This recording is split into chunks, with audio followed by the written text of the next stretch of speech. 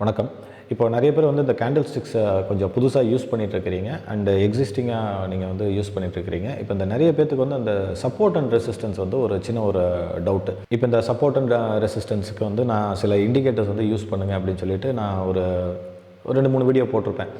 But அதையும் தாண்டி ஒரு சின்ன ஒரு ட்ரிக், ஓகேங்களா? லைக் எப்படி அந்த அக்குபஞ்சர் டாக்டர்ஸ் எல்லாம் வந்து ஒரு இம்பார்ட்டன்ட் பாயிண்ட்ஸ் வச்சுருக்காங்களோ, அது மாதிரி நம்மளோட இந்த 5 கேண்டில் யூஸ் பண்ணுறோம் இல்லைங்களா? இந்த 5 கேண்டில் வச்சு சில இம்பார்ட்டன்ட் பாயிண்ட்ஸ் வந்து நம்ம ஐடென்டிஃபை பண்ண முடியும். அந்த லெவல்ஸை வந்து நம்ம பிரேக் அவுட்டாக நம்ம கன்சிடர் பண்ண முடியும். இப்போது ஸ்க்ரீனில் வந்து நான் கோல்டு சார்ட் நான் வச்சுருக்கேன். இப்போ கோல்டில் வந்து பார்த்திங்கன்னா டெய்லி சார்ட், ஓகேங்களா? ஓகே, இப்போ இந்த டெய்லி சார்ட்டில் சில முக்கியமான சில பாயிண்ட் வந்து நம்ம வந்து மார்க் பண்ணணும். அது எப்படி அப்படிங்கிறத நான் சொல்கிறேன். இப்போ கரண்ட்டாக இப்போ ட்ரேட் ஆகிட்டு இருக்கிற இந்த கேண்டில் எடுத்துக்கிங்க அப்படின்னு சொன்னால் இந்த இடம் அண்ட் இந்த கேண்டில் வந்து முடிஞ்ச பின்னாடி தான் மார்க் பண்ணணும். இப்போ கரண்ட்டாக ட்ரேட் ஆகிட்டுருக்கு. நீங்கள் ஜஸ்ட் வந்து இந்த கேண்டில், ஓகேங்களா, இந்த கேண்டில் இப்படியே முடிஞ்சால் எப்படி இருக்கும் அப்படிங்கிறது தான் நான் சொல்கிறேன். அது நீங்கள் ஸ்க்ரீனில் நீங்கள் வந்து பார்த்துங்க, ஓகேங்களா? அண்ட் அதே மாதிரி இப்போ இந்த கேண்டில் இப்படி முடிஞ்சிருச்சு அப்படின்னு வைப்போம், இந்த பாயிண்ட்டு, ஓகேங்களா? அண்ட் வந்து ஹேங்கிங் மேனோட லோ இந்த பாயிண்ட்டு அண்ட் இந்த ஒரு பாயிண்ட்டு அண்ட் இது வந்து நம்மளோட கேண்டில்ஸ் மட்டும், அந்த லோ ஹை மட்டும் நீங்கள் கனெக்ட் பண்ணால் போதும். அது கூட இன்னொன்று என்ன அப்படின்னா 4 ஹவர்ஸ் மாற்றிங்க. இப்போ நீங்கள் டெய்லி நீங்கள் வந்து கனெக்ட் பண்ண பின்னாடி இங்கே பாருங்கள் 4 ஹவர்ஸில் வந்து பார்த்திங்கன்னா பாருங்கள், இங்கே ஒரு ஹேமர், ஓகேங்களா? அண்ட் இந்த இடம் ஒரு ஸ்பின்னிங் டாப். அதாவது ரொம்ப முக்கியமாக நம்ம இந்த இடத்துல கவனிக்க வேண்டியது என்ன அப்படின்னு கேட்டிங்கன்னா, ரீசன்ட் கேண்டில் மார்க் பண்ணணுமா அப்படி கிடையாது. நீங்கள் பழைய ஒரு வாரம் 2 வாரம் கேண்டில்ஸ் கூட நீங்கள் வந்து மார்க் பண்ணலாம், ஓகேங்களா? ஸோ அப்படி மார்க் பண்ணும்போது உங்களுக்கு ஒரு கிளியர் ஸ்ட்ரக்சர் வந்து உங்களுக்கு வரும். இப்போ நீங்கள் நிறைய பேர் வந்து வேறு இண்டிகேட்டர்ஸ் எல்லாம் நீங்கள் வந்து பார்ப்பீங்க. இப்போ இந்த சிபிஆர்னு சொல்லி ஒன்று சொல்கிறாங்க. அப்புறம் இன்னும் நிறையா என்னென்னமோ இந்த ஸ்மார்ட் மணி கான்செப்ட் மாதிரி அதெல்லாம் வந்து பார்த்திங்கன்னா நிறைய அந்த சப்போர்ட் ரெசிஸ்டன்ஸ் வந்து கனெக்ட் பண்ணி காமிக்கும்.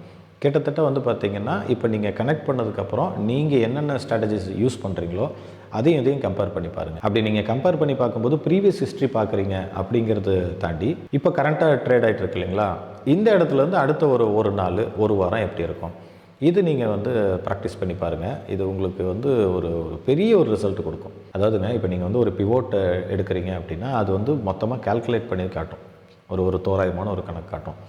அண்டு ஒரு இண்டிகேட்டர்ஸ் எடுத்தீங்க அப்படின்னாலும் அது வந்து ஆவரேஜ் தான். இப்போ மூவிங் ஆவரேஜ்னால் அதுதான் அதிலே வருது ஆவரேஜ். நீங்கள் ஆர்எஸ்ஐ எடுக்கிறீங்கனாலும் ஆவரேஜ் எல்லாமே கடந்த ஒரு 10 நாளை வச்சு வரக்கூடிய ஒரு ஆவரேஜ், ஓகேங்களா? இப்போது இதெல்லாம் வந்து என்ன அப்படின்னு கேட்டிங்கன்னா உங்களோட அந்த கரெக்டான பாயிண்ட். ஃபார் எக்ஸாம்பிள் இப்போது இந்த டெய்லி கேண்டில் நான் வந்து மார்க் பண்ணிட்டேன். இப்போ நாளைக்கு அப்படின்னு நீங்கள் வந்து பார்க்கும்போது இந்த ஜோன் எடுத்துங்க. இது வந்து ஒரு ஸ்பின்னிங் டாப்போட ஹை அண்ட் இது வந்து ஒரு ஸ்பின்னிங் டாப்போட லோ. நான் உங்களுக்கு ஸ்க்ரீனில் மார்க் பண்ணியிருக்கேன் பாருங்கள். இப்போ அடுத்தடுத்து வரக்கூடிய நாட்களில் இந்த லைன் வந்து ஒரு மேஜர் சப்போர்ட்டாகவும் இந்த லைன் வந்து ஒரு மேஜர் ரெசிஸ்டன்ஸாகவும் இருக்கும். இது உங்களுக்கு பார்த்தாலே உங்களுக்கு எப்படி சொல்கிறது, ஒரு கிளாரிட்டி கிடச்சிரும். அண்ட் இன்னொன்று, இந்த லைன் இப்போ நீங்கள் வந்து நம்ம ட்ரேடரில் போட்டாலும் சரி, ட்ரேடிங் வியூவில் போட்டாலும் சரி, இந்த லைன் நீங்கள் வந்து சேவ் பண்ணி வச்சுக்கலாம். ஸோ இது அடுத்த ஒரு வாரத்துக்கு சில லைன்ஸ் எல்லாம் வந்து எக்ஸ்டெண்ட் பண்ணுற மாதிரி இருக்கும். நீங்கள் அந்த மாதிரி கூட நீங்கள் வந்து போட்டு வச்சிட்டிங்க அப்படின்னு சொன்னால் அடுத்தடுத்து வரக்கூடிய நாட்களில் உங்களுக்கு ட்ரேடிங் பண்ணும்போது ஈஸியாக இருக்கும். இப்போ இந்த இடம்லாம் வந்து பார்த்திங்கன்னா இது ஒரு ஹேங்கிங் மேனோட ஒரு சப்போர்ட்டு. இது நாளைக்கு மார்க்கெட் இங்கே எந்த இடத்துல வந்தாலும் இங்கே ஒரு சப்போர்ட் எடுக்கும். கண்டிப்பாக இந்த இடம் வந்து மார்க்கெட் வந்து ஹோல்ட் ஆகும். அது 4 ஹவர், சரிங்களா? அதே மாதிரி டெய்லி, அதே மாதிரி நீங்கள் வீக்லி எடுத்துங்க. வீக்லி எடுத்துக்கிட்டிங்கன்னா அடுத்த ஒரு 2-3 மாதத்துக்கே உங்களுக்கு ஒரு பெரிய சப்போர்ட் கிடைக்கும்.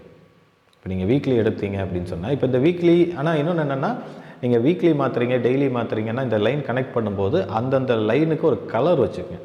இப்போ டெய்லி அப்படின்னா அதுக்கு ஒரு கலர் வச்சுக்கோங்க. அது உங்களுக்கு தெரியும்னு நினைக்கிறேன் இல்லையா, கலர் மாற்றுறதெல்லாம் நீங்கள் அது போய் மாற்றிங்க.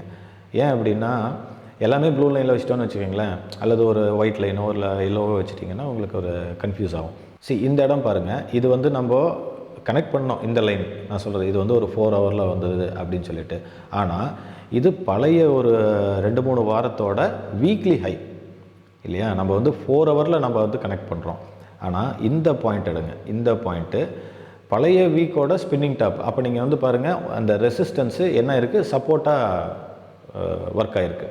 இப்போது இந்த இடத்துல நமக்கு வந்து ஒரு ஹேங்கிங் மேன் வருது, ஒரு ஹேமர் வருது அப்படின்னா அது எதுக்கு அப்படிங்கிறது நமக்கு தெரியணும்ல. அப்போ அது ஆல்ரெடி வந்த ஸ்பின்னிங் டாப்போட ஒரு ஹை, ஆல்ரெடி வந்த ஸ்பின்னிங் டாப்போட லோ, அதுவும் வீக், அதுவும் டெய்லி அப்படின்னு ஒரு 4 ஹவருக்கு மேலே இருக்கும்போது டெய்லி வீக்லி எல்லாம் 4 ஹவருக்கு மேலே இருக்குது. அப்போ அதோட இம்பார்ட்டன்ஸ், அப்போ இந்த ஹேமருக்கு எவ்வளோ இம்பார்ட்டன்ஸ் கொடுக்கலாம், இந்த ஷூட்டிங் ஸ்டாருக்கு எவ்வளோ இம்பார்ட்டன்ஸ் கொடுக்கலாம் அப்படிங்கிறது உங்களுக்கு இதுக்கு மேலே உங்களுக்கு வந்து சொல்கிறதுக்கு எதுவும் கிடையாது இல்லையா? ஸோ இது ஒரு கீ பாயிண்ட். ஸோ இது வந்து உங்களுக்கு இன்னும் சொல்லப்போனால் உங்களோட ட்ரேடுக்கு ஒரு எப்படி சொல்கிறது, ஒரு அட்வான்டேஜ் தான். இன்னும் கூட ஒரு சில விஷயங்களை ஆட் பண்ணுறதுக்கும் ஒரு கன்ஃபர்மேஷனுக்கும் இது நீங்கள் யூஸ் பண்ணலாம். இது நீங்கள் நிச்சயமாக இதை நீங்கள் வந்து ட்ரை பண்ணி பாருங்கள். இது அவ்வளோ பாசிட்டிவ் ரிசல்ட் கொடுக்கும். இப்போ வீக்லின்னு எடுத்துக்கிட்டிங்கன்னா ஒரே ஒரு இது என்ன அப்படின்னு கேட்டிங்கன்னா, ஒரு வாரத்துக்கு போடுவீங்க ஒரு தடவை இல்லையா? அப்புறம் டெய்லியில் முக்கியமாக கேண்டில் வந்தால் தான் ஒன்று. 4 ஹவர் அப்படிங்கும்போது கொஞ்சம் நிறையா வரும். அந்த 4 ஹவருக்கு மட்டும் நீங்கள் சின்ன லைன் வச்சுக்கோங்க. இப்போ நான் வச்சுருக்கிறது வந்து ஒரு பெரிய லைனாக இருக்குது, அந்த வித்து பெருசாக இருக்குது அப்படின்னா நீங்கள் வந்து கொஞ்சம் அந்த இதை வந்து சைஸ் கம்மி பண்ணி, அந்த திக்னஸை வந்து கம்மி பண்ணி சின்ன லைனாக வச்சுங்க. ஸோ அந்த சின்ன லைன் அப்படின்னாலே நீங்கள் ஐடென்டிஃபை பண்ணுறது வந்து இது ஓகே, இது வந்து 4 ஹவர்ஸு. இன்னும் கூட கலர் மாற்றுறதுனா அப்படி கலர் மாற்றி ப்ளூ இருக்கா, அது வந்து எல்லோவா, அந்த மாதிரி சம்திங் ஏதோ ஒன்று வச்சிட்டிங்கன்னா இது வந்து உங்களுக்கு ஈஸியாக இருக்கும். அப்போது இந்த இடம் வந்து 4 ஹவரில் வந்த கேண்டில் தான் இல்லைங்களா? பாருங்கள், இந்த இடம் வந்து நம்ம மார்க் பண்ணியிருக்கோம் இல்லையா?